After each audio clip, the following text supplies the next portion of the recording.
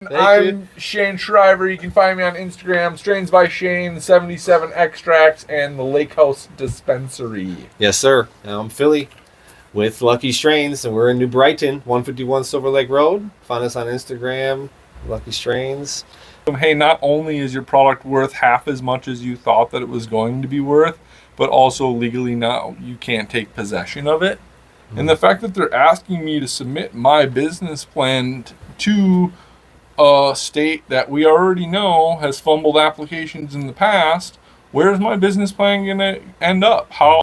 Here we are at Lucky Strains. I'm Philly Maudlin. This is my buddy Shane Shriver. Hello. And Shane's come all the way here for the Lucky Leaf EXPO. He's here from Oklahoma. And me and Shane have been friends for like 20 years.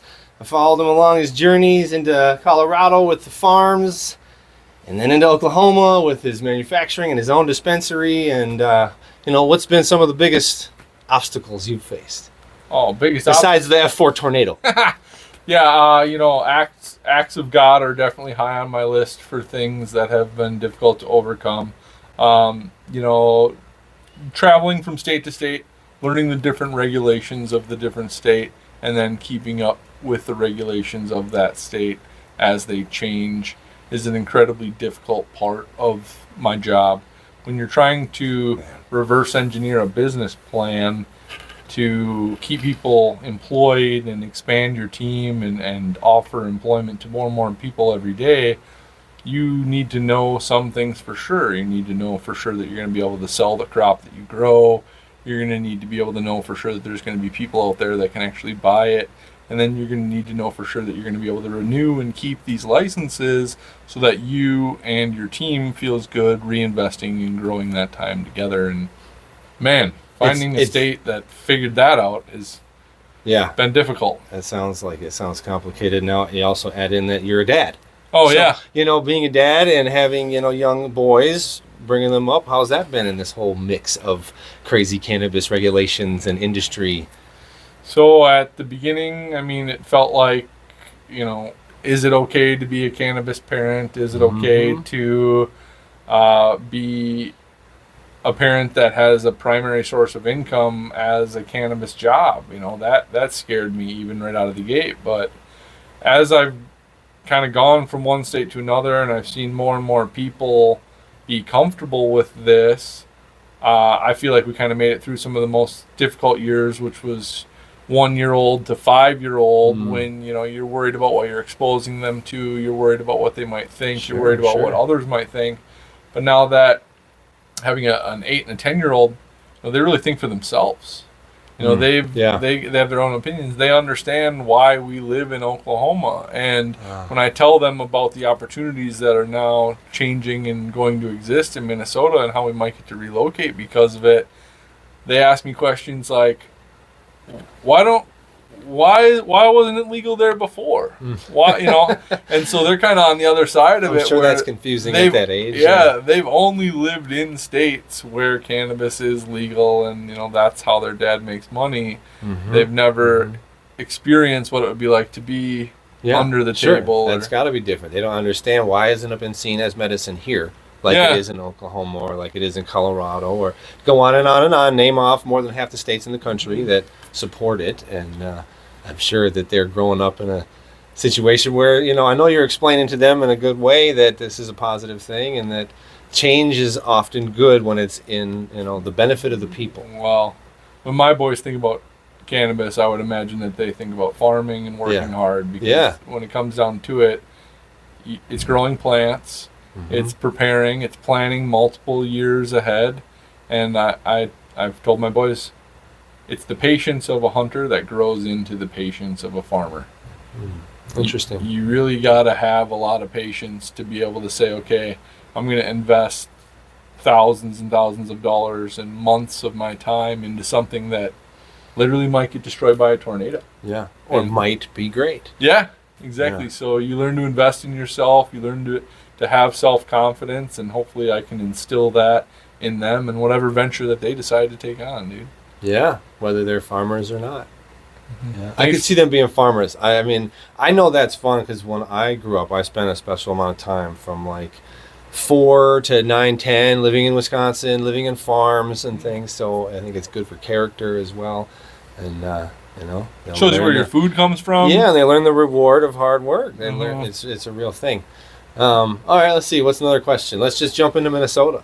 You know what I mean? Because I know that you're looking forward and being, an entity here as well. But I know that the hurdles and hoops are just as big for you as they are for a lot of us. And so this might not be as much of you asking me questions as it is just us conversating about, what do you think about this? So I'm in the process of applying for a micro business. To my understanding, that would allow me to buy products from other micro businesses that would allow me to process those products into extracts or concentrates and then sell those either at my dispensary or at another micro business's dispensary if I were to transfer those products back. But that's kind of a vague understanding of the way that the laws are written. It doesn't specifically say that, yes, you are allowed to do that and those transactions will be allowed. And one of the things that I encountered in Oklahoma was specifically grows were allowed to transfer their product to a processor to have the product processed. And once the product was processed, like you gave me all of your fresh frozen, I process it into live resin. Once I got all of your live resin, I was able to transfer it back to the farm, and then the farm would distribute it throughout the state to whoever they wanted to sell it to. And that was great because I could offer a processing service to that farm. So I had contracts written up with farms that said, okay, you're going to transfer me your product. I'm going to turn it into live resin. You're going to get 50% of the live resin back, and I'm going to keep 50% of it as my payment. And other contracts were written that they would get 100% of the extracts back, and they would just pay me for my time and my effort to make them those products. Well, while I was in the middle of running some of those contracts, the state changed the law and wouldn't allow growers to be in possession of concentrates or extracts anymore. So then all of a sudden, I had all these concentrates and extracts that I had a contract that said we're supposed to go back to the farm once completed, but now the state law didn't allow that to happen. So what I learned is even that when we were writing our contracts and our agreements, it was just as important that we had a solid understanding with each other that, hey, we're writing this contract based off of the way that things are today. And we have to have a strong relationship outside of this contract where if things change, that we're still going to get to the finish line together. We know that neither of us know what's going to change or how it's going to change. Yeah. But I'm not going to point the finger at you and say you screwed me over and you're not going to do vice versa. Yeah. So navigating that while people also essentially were losing their life savings, essentially were finding out that their get-rich-quick scheme wasn't going to materialize, being the person to kind of explain that to them, hey, not only is your product worth half as much as you thought that it was going to be worth, but also legally now you can't take possession of it. That was a really hard spot to be in. Well, yeah. As a processor. I couldn't imagine. And that's a hard pill for them to swallow, and like you're talking about trying to be prepared to adapt to these things. Do you have that list that you were just showing me? Jumping back, this is the list of the checklist for the micro business, and essentially on here it's asking you not only for your partnership agreement, but essentially it's asking you for your primary business plan and your primary operation plan along with your primary security plan. That's now, where you are, right, in the process? Yeah, and typically in Oklahoma, we would consider all of those to be proprietary information. How I'm going to make a profit in my business and what margins I plan to operate on and where my profit's going to come from isn't something that I share with the general public. And the fact that they're asking me to submit my business plan to a state that we already know has fumbled applications in the past, where's my business plan going to end up? Who is my business plan going to get pitched to and whose name is going to end up on it? Because I know how to write a profitable business plan. I can show you exactly a curve where when cannabis is at this price, this is what we do. When cannabis is at this price, this is what we do. So I'm skeptical about the checklist that exists here, specifically because it says that applications that are deemed to be incomplete are allowed to be rejected. So, as somebody who understands applications like this, we can always find something that we deem to be incomplete. Interesting. And so I feel like even though it might not be a lottery system for some of these licenses, there are no caps on them, it seems like they're going to be available, it's almost a regulation by, it's actually like a discrimination by regulation, if that makes sense. I've heard this already before, and in a different thing I was watching, right? Other people that have been dissecting kind of the laws, and as we need to make sure that we're putting ourselves in the best position and also not putting out too much information to whoever it may be. Like, I've spent 10 years perfecting what my SOP for accounting and tax compliance is, and you want me to just write it down and hand it over before you even allow me to do that? Before I even get to start? And so then it's very different, is what it sounds like. Very different. Like, and I know that, their justification for a lot of what's happening here is to prevent some of the issues that other states have encountered. Now, I don't know exactly, what they would correlate this, exact example to, what it would prevent kind of thing, or what problems they've seen that they feel like this would prevent. It prevents giving licenses to people that are essentially going to end up being shadow business holders, where they're going to be the license holder, and then the person that's actually operating the business is essentially either a foreign national or somebody that's ineligible for a license, or somebody that is diverting that product to the black market and facading like this is the other person. And that's what we saw in Oklahoma. It was a bunch of businesses that were shut down because they had shadow ownership, is what they called it. And eventually what they implemented straw was... man applications. Exactly. As they called them here. And they saw many of them in what we were supposed to have, lottery. 100%. And just to be clear, why wouldn't you put your name in the hat? If the licenses are transferable and you can resell them, of course, anybody that's eligible to get one should apply for one, because then they can just resell it, and the license has value when you limit the number that are available. So we were talking to about, Mongo Bruce was saying on the way here, he's like, well, what are you talking about? Weed is legal now. And I was like, yeah, it's not legal like tomatoes. It's not legal like eggs. Just to be clear, why aren't we growing a large amount of cannabis and processing it right now? Because we don't have the license. The legal and license. If we did grow cannabis right now, it would be illegal. Okay, so it's not legal. Unlicensed. Yeah. It is how you spin it and what words you put, but that's right. So it's punishable in some way. So what that ended up leading to in Oklahoma was the Oklahoma Bureau of Narcotics and Dangerous Drugs implemented an interview process where anybody that applies for a permit to be in possession of a controlled substance is subject to an in-person interview. Okay. And then they started actually implementing those every year when you renew your license, not only with the Marijuana Control Commission, but the Oklahoma Bureau of Dangerous Drugs. And the Bureau of Narcotics and Dangerous Drugs is actually a federal bureau, which I believe operates here in Minnesota also. Are you familiar with any permits that you're required to have as your license stands currently with with BNDD? No. Okay. But it's possible. Right. And it's possible that they just haven't caught up with... Exactly. That's what I was just going to bring up. And sometimes they just wait to start enforcing the rules that they have until they know that people have accumulated enough money where they can go in and knock on the doors and take that money. And say this is a rule that now requires such and such fine or fee.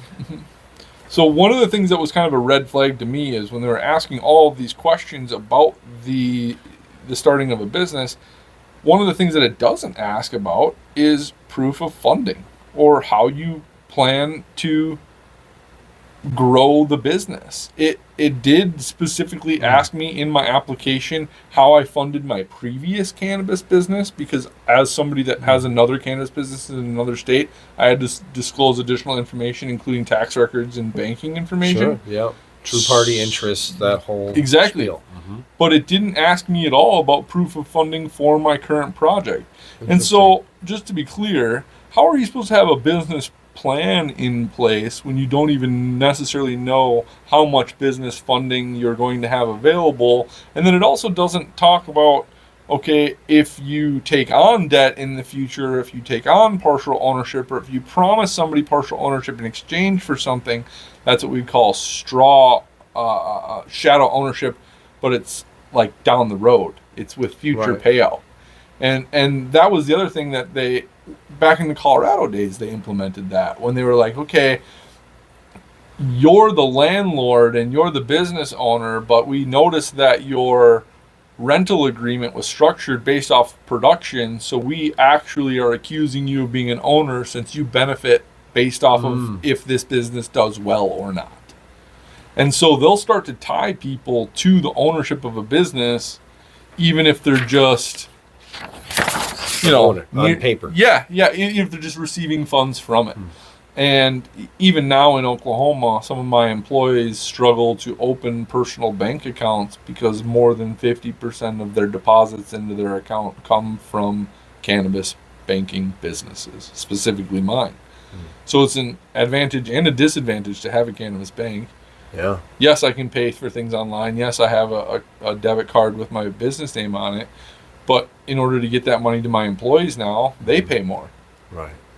So because of the limitations, you might end up cutting a bunch of that out. Hey, but no, it's right. It's what we're doing. Yeah, this is what we're talking about. This is stuff that I want to learn as we build. I hope that some of this excess of rules helps us prevent problems, but it obviously is going to cause some issues too. So can I ask you some questions? Sure, I'll answer as best I can. All right. So from my perspective, I believe that you're going to apply for a micro business and then you're going to convert this to a cannabis dispensary. Yes, correct? That's right. That's the plan. That's where we're at right now. That's what we are doing. You're right. We have preliminary type approval type of thing. We have the city zoning. You're ahead of others. We're in that situation because we were approved for the lottery. The lottery was scrapped because of people not being included and people suing the state because of not being included, feeling like unfair practices kept them out. I get it. So now it's waiting for the state to give us the next set of requirements for certification. Well, I would still put up a big plaque over the door that said social equity applicant approved so that everybody knows whether or not you actually got it or not. Yeah. I think that it has merit that oh yeah. Hey. And I mean, I was approved because of stupid things from 20 years ago and from places we've lived, and I'm glad to be on the other side of it now. Well, I don't know. Legacy is one thing, but I was going to say maybe if you want to put up a sign that says legacy market approved and we can all sign off on it as we come through. We vouch for him. Yeah, I think that's cool. So once you get this up and running as a licensed recreational adult use cannabis dispensary, is that kind of what the appropriate word? Yeah. Okay. Once it's licensed as that, will you then kind of work through supporting it with a grow, or what other parts of the micro business do you look forward to trying to utilize? We haven't really talked a lot about it, really. Okay. It's been so much because it's just me and my wife. Yeah. So much has been put into trying to make this work here. But we've thought about packaging aspects of it. We've thought about a few things because we also can hold an event organizer license. Yeah. We'll probably do that. We're experienced event holders and event attendees. If we've been in 40 cities in Minnesota, whether it's your city Summerfest or Cinco de Mayo or St. Patrick's Day coming up in St. Paul. We love events. We love being with the people and getting the products to people. So probably events, I think, would probably be our biggest bet. So we used to be able to do them here. Last year we did an event here in the parking lot, and now we probably can't because of new ownership. Okay. So we have to, look for new venues and things like that as we go. If I show up to your table at one of your events with $50, what do you think I'll end up walking away with? What are some of your coolest items? At this point, it'd probably be maybe something from Retro Bakery, like chocolate covered cookies. Cool. Some of the drinks from a good root beer that you can make a root beer float with. I always do that at the events when I can find ice cream. Yeah. We just got some pretzels. We like the savory, Parmesan pretzels, and some little custom stuff like the custom stash jars. We've the only one in the cities with them. the Munchie Buddies that it looks like a little plushie, but you unscrew it and it's a glass jar inside. I saw one of those in your thing. So your business is allowed to sell all of the products that you sell at this location currently at your pop-up events. Right. Nice. And that's a great thing. That's killer. It's not always the case. Yeah. Yeah, that's an advantage. Coming from Oklahoma, I'm like, I wish I could go out and do a pop-up shop version so that they know. Yeah. But essentially, if they come and see one of your pop-up locations, they're getting a sample of what it would be like to walk into your dispensary on the daily. Yeah, it's a mini pop-up dispensary for us. And I have really taken it, there's some of these that are like serious personal victories. Like when I look and realize I'm selling these products in a city hall for their, small business appreciation Saturday type of thing, and we're in city hall selling THC products, you have to have a certain appreciation for that. Yeah. And especially in a place like St. Anthony or New Brighton, It makes my heart sparkle. Good, it should. It's not the apartment 5 days like back in the day. It's fucking killing it. I really feel like some here we days are. The rainbows are probably radiating off of me when we're at some of these big events, and people love it. People that walk up to the stand that would never come into a smoke shop or a dispensary. Mom and pops. I got grandpas that come up and they say, stumble their way up. There's dope in that chocolate? Yeah. It's like, well, kinda. Let's start from the... It's not really, it's plants. Yeah. Come on, man. Like, this ain't... Yeah. Yeah, I like that. So it's a long time we've been building to be here and to keep... We're going to keep on what we're doing good at. Yeah. Right? That's just stay in our lane and do our thing. You would say that you're open to marketing... Or, I'm sorry. You would say that you're open to networking with people that could help advance you in those other parts of the micro business once you get the dispensary up and going? Yeah. Heck yeah. Oh, yeah. That's good to hear. We want to be, stimulating the industry and the market that we're in, So, with the Lucky Leaf Expo coming up tomorrow, I went and I watched my old video that I did when I went to the New England Cannabis Convention in Boston in 2017. And the reason I went back and I watched it was because I wanted to kind of say to myself, hey, what would I have done differently? Sure. And now I'm kind of going to another expo. I'm going to go interact with a bunch of people. And I watched the video, and in the video, I went from booth to booth to booth. I went to every single booth that was actually set up at the event. And I had my GoPro camera with me, and I captured a little bit of audio. I asked them what they did, why I should care about their brand, etc. Well, I found that a lot of the people that were actually set up at these events were people that had flown in from out of state, that were familiar with doing cannabis events, but weren't necessarily connected with the people from the state that were then attending these events. And ironically, I think that I'm actually trying to connect with a lot of the attendees as opposed to the vendors at these events. So that makes sense. As somebody that I respect, I would say to you, Phil, when I'm walking around these events, when we're interacting with people on the daily that may be a part of our future, what should we be saying to them to help express that, like, hey, we plan to be a part of cannabis for our entire lives. We don't necessarily know who we're looking to connect with, but we're trying to connect with anybody that's as passionate as we are, because we've learned that through the process of elimination, the people that will be left at the end of this are the people that truly just care and want to do this, because eventually the profit does dip. Eventually it isn't the get rich scheme. Eventually the people that are left are just like, man, I just do this because this is all I've ever done. I love it. This is what I want to do for the rest of our lives. So how do you put that into words when you're looking at somebody from across a convention, like, oh, but even just like the way that you look at me now, it's like, okay, we kind of know. Like when you see somebody else, you're like... But at the same time, right, there's plenty of people that I'm sure are very excited for this, but do they have the passion, the dedication, the commitment, the discipline, right? Really, because it takes motivation and drive to come up with ideas, but it takes discipline to execute, right?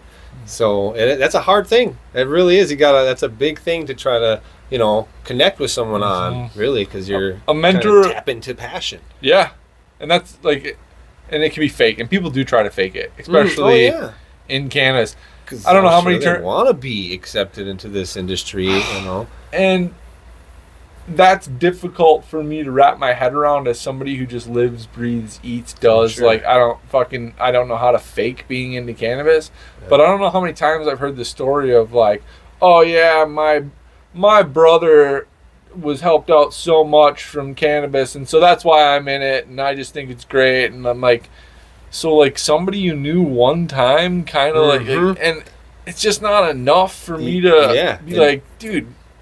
It doesn't seem like real substance. Yeah. Right? Considering what this industry has seen. Considering how far cannabis has come. Mm-hmm. Yeah, I get that. Like, even if they don't give the social equity applicants their license in the timely fashion that they should at least give them, like, a fucking plaque or a medal or something we can all wear around that we can point at each other and be like, all right, far. You succeeded. I know. That was a victory. Yeah, I know what you're doing over there. Yeah, like, totally. Totally. It used to be that way with like heady glass. Like whenever you saw somebody who had a glass pipe that was worth more than like $2,000 in Colorado, sure, you would know that like they're not just some fucking Chad and Brad.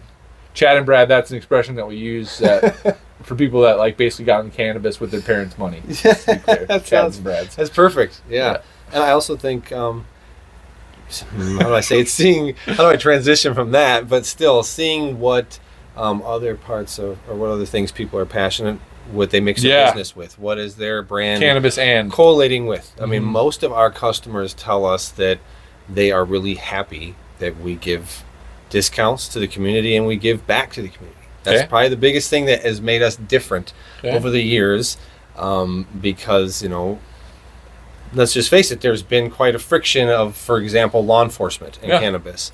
We give a discount to retired law enforcement, just like we give a discount to first responders. If you work in the education industry, if you work in the healthcare industry, if you're a city worker, government worker, discount, you know, veterinarian discount, because it's not a big discount, but it shows that we care about what they do for our community. We help cut the fines and the taxes, I should say. And, you know, then also we give back from every order. Well, you know, we give $1 back from every order that we split up evenly between no-kill shelters, breast cancer foundations, and child sex abuse awareness and prevention programs.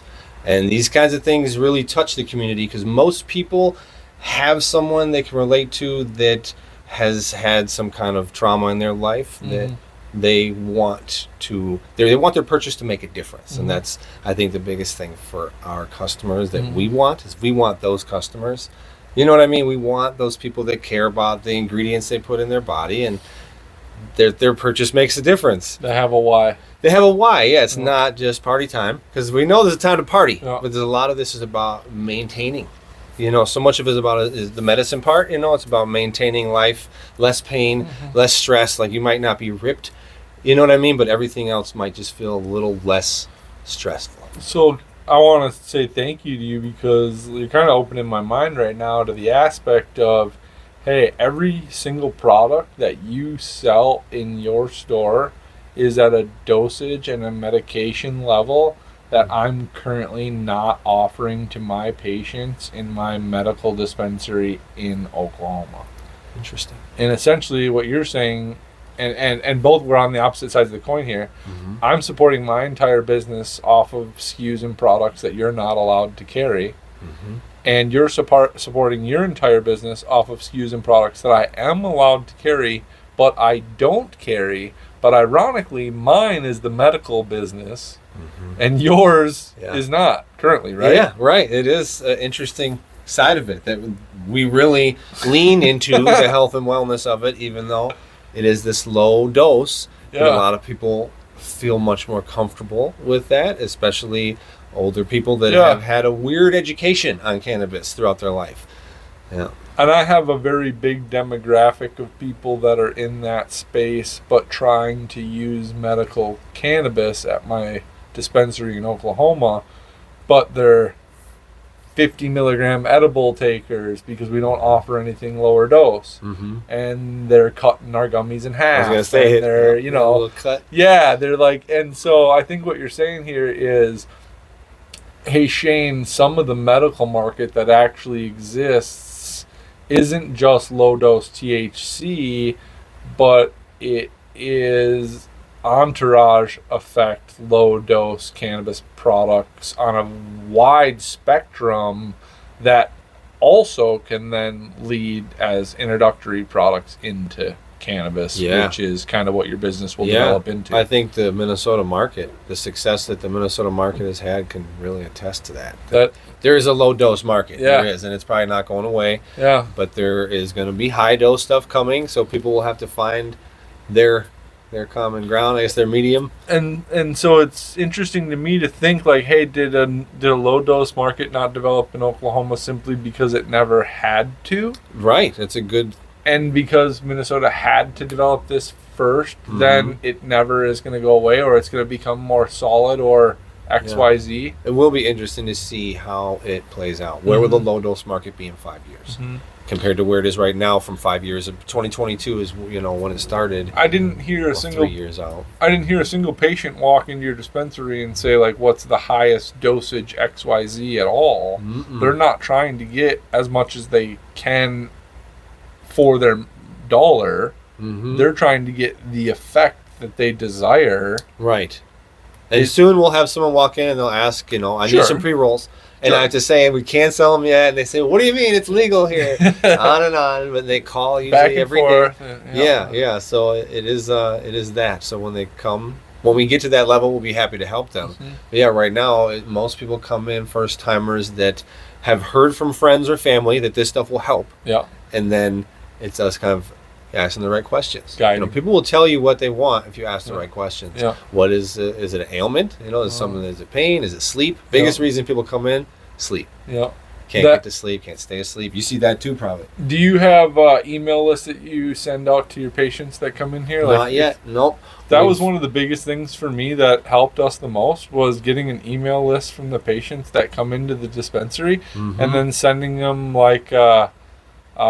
10 questions to help you determine which products might be right for you. 5 questions to help you determine if you should be a morning user or an evening user. Just like we were just talking about this because we wanted that when we went to a few places. Exactly. Especially my wife, because she's not a every strain kind of girl. Some strains are good. A lot of them don't, because it don't work because of paranoia and anxiety. But certain ones, cakes and cookies, things that are better. For her. Yeah. So when someone like that comes in, they want someone to ask them, educate. Exactly. And when we don't get that somewhere, it's very much negative. Yeah, it's a negative experience. Yeah. And even some of the dispensaries here, medical ones, they would give you a sheet maybe, but then they wouldn't talk about what products would help that. It was like this disconnect. To where, okay, you have these issues, and I'll go find something, but no one's really telling you what's going to help your issues. So I like that a lot. I like that. And we'll get there. We've wanted to kind of let people do their thing and not send emails yet. We've been here like a year, and it's still, people have been kind of hesitant about that. People are hesitant with their information. A new business and all this. So as we move forward, we have people that come in regular and that want to be a part of what we got going on. What events do you guys have coming up soon that we can find you at? All right, so we got the Winter Market. Winter Market in New Brighton. That's second Wednesday every month, so we got 2 more of those left. The Art Fair, so the Unlimited Uptown Art Fair, that's every last Saturday of the month. So what is that one now? March 24th, I think. St. Patrick's Day Parade, March 17th in St. Paul. Then we're going to be at, what's it called? Not Easter Spring Sipper, because 420 is on Easter. And so we're going to be at this place on Robert Street in West St. Paul, the MGM there. Bunch of brands there doing free sampling. You got to come, brands there like Cookies brand, Steezy's brand, brands with beverages primarily. We'll have some edibles and beverages that don't have booths there for you to try some other stuff. And then you go into May, it's Cinco de Mayo, and we'll get farther, and I don't You're already get too far. We got booked out. We're trying to book through till September if we can. You know what I mean? So when do you think you'll hear about the micro situation? When would people be able to actually come in, buy a pre-roll? Like right now you predict? I tell people when they come, I'm hoping we see something September. Okay. Because if licensing for like cultivators, if this is all supposed to be done June, right? The capped license lotteries and things are supposed to be done in June. Then we hopefully have a licensed grower that we can get product from. And we can sell, and what do we think? End of June, so we got 3 months. I mean, you're better, 3 to 4 months to have a grow and cure or decent product. I'll be honest with you. Every state that I've watched come online, when they issue these grow licenses, somehow magically people growers pop up have with weed 100 the pounds next day. You wouldn't believe this. It's magic. It's magic. It's weed magic. There's some. Have you ever heard of auto flowers? I have. They have these new 24-hour auto flowers. This sounds fantastic. Pretty sure that those are about to show up in Minnesota like right away. Yes, I've heard of this. I'm pretty sure most people are going to end up with those. Everybody's going to know about it. Yeah, so, right. That's how it goes. So in that case, if we're lucky, maybe summertime. Yeah. We'll see stuff. If micro businesses that can grow, people that start growing right away, maybe we can get something from them by summer. I'll be honest with you, like when we were in the first 30 days of grow license were just issued, it was really hard to look somebody in the eyes and buy 40 pounds of weed from them. And let's say are these 24-hour and flowers? not just be like, where did these come from? Like, are these from Cali? Are these from Colorado? Are these Not from here? They're clearly not from fucking here. Like, I could imagine that was something. Well, but also you don't want to not have weed. Right. Well, and how does that affect the market? I mean, clearly it saturates the market. And well, just to be clear, most of the weed that shows up is weed that failed testing in another state. Oh, okay. That makes sense. And so when they turn the licenses on here, this is something that's kind of interesting to talk about. When they turned the license on in Oklahoma and you were able to buy and sell your cannabis, they didn't turn on the metric tracking software immediately. They turned it on a couple years later.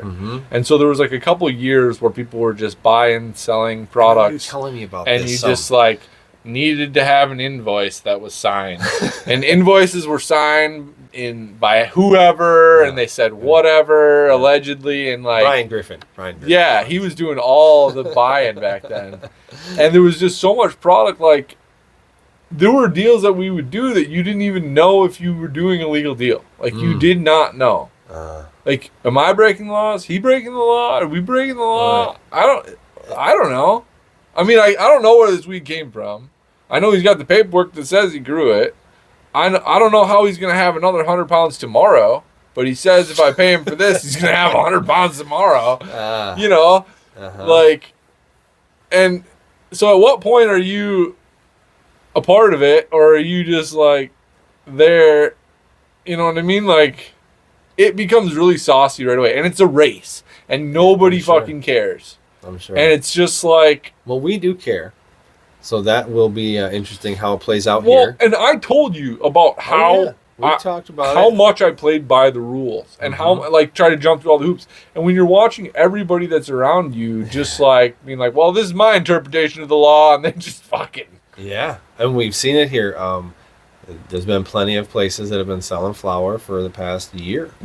And nothing really has happened until recently. Okay, recently they've made some crackdowns, and one of them got sued by the state. And I mean, just to be clear, my opinion, and I'll go first, is that that's fucked up.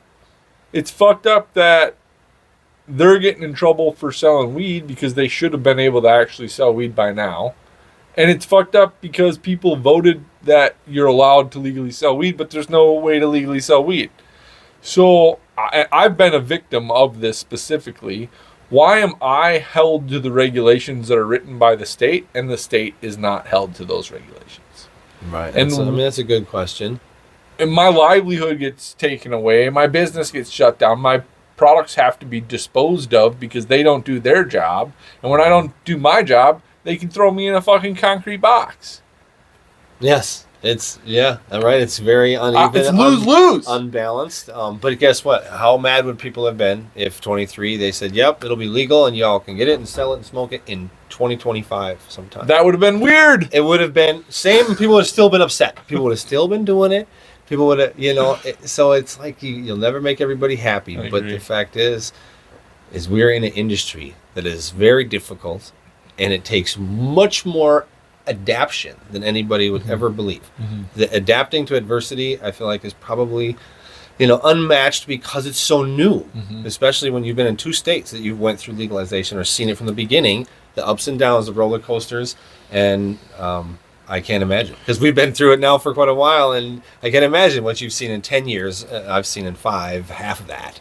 So I want to ask you, I'm trying to formulate an ask for an investor. Like, let's say I was nose to nose with an investor, money wasn't an object for them. I'm trying to move forward with my business in Minnesota here.